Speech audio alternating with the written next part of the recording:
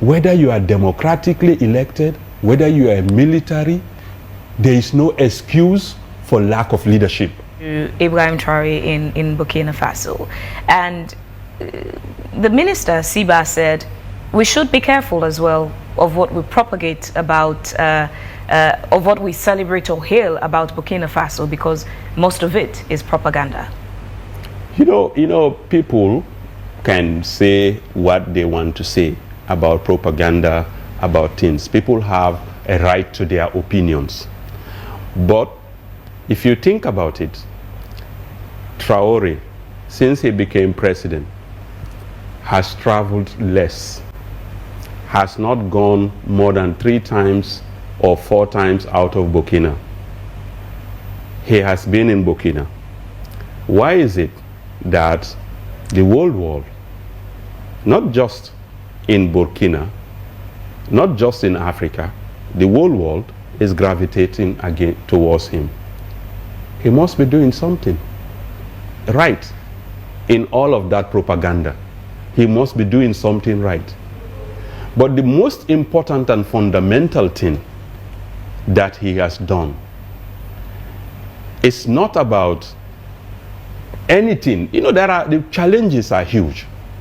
But the most fundamental thing that he has done, and that has resonated with young Africans, that has resonated with people around the world, that Traoré has given people the thing to believe. To believe. He said believe, to give people belief, to give people hope is very powerful. That is the first thing. You see, when Kennedy said to Americans in 1961, it is not what America can do for you, it is what you can do for America. What he essentially did at the time was to give Americans the belief. And that belief, America didn't even have a space mission, led Americans to the moon.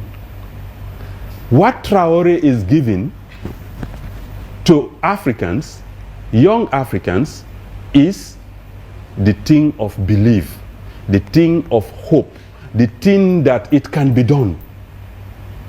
He may not be perfect. It may not be perfect, but it provides the impetus, you know what, for that young person, whether in Sierra Leone, whether it's the person is in Ghana or in Nigeria or in other places, that you know what, we can take out imperialists and still survive. We can, you know, because what he is doing is everything we've been talking about in decolonization theories, the man is practicalizing it. This is the beauty. You know, even judges wearing wigs. He says, we have been talking about why our judges, legal sins should be wearing wigs. The guy comes and says, yeah, let me take this out. We don't need it. Let's wear Burkina Faso prints.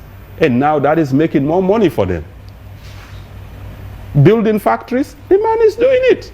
Making roads, the guy is doing it. Not long ago, we had one of our ministers there, I think it was the Minister of Local Government, anti-colonial, and he was saying, we should also, he says he's also a Pan-Africanist, but he says we should also be mindful of the processes of making a decision under a military-led administration and a democratically elected.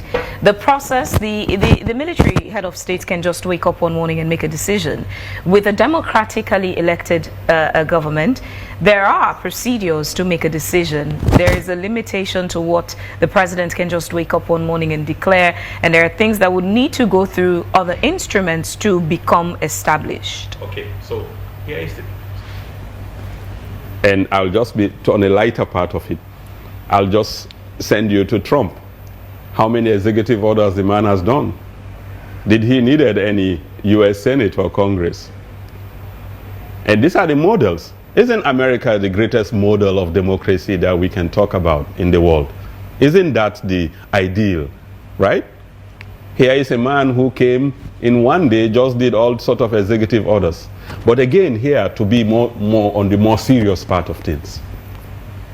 Whether you are democratically elected, whether you are a military leader, what if you are transformational? it can work.